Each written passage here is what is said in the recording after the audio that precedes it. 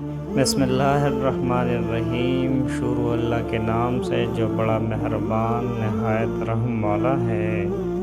ناظرین السلام علیکم۔ امام شافعی رحمہ اللہ سے ایک شخص کی ملاقات۔ کہتے ہیں امام شافعی رحمہ اللہ سے کسی نے پوچھا کہ آپ نے اللہ کو کیسے پہچانا؟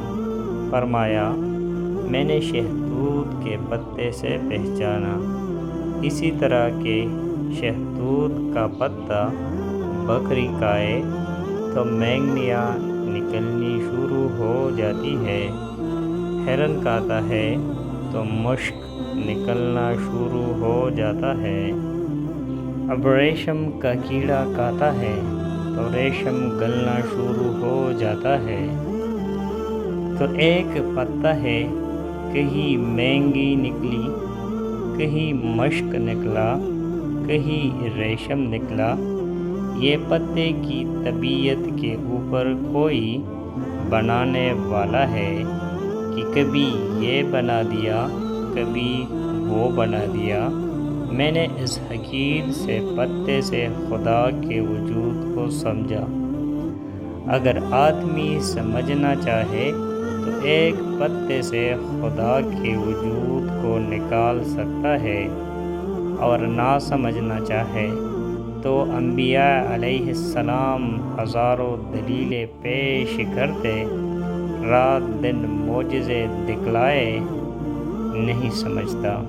ابو جہل کو نہیں سمجھنا تھا، مرتے دم تک نہیں سمجھا۔ ابو لہب کو نہیں ماننا تھا، آخر تک نہ مانا، اور مان لیا تو صدیق اکبر رضی اللہ تعالیٰ عنہ نے، عمر فاروق رضی اللہ تعالیٰ عنہ نے۔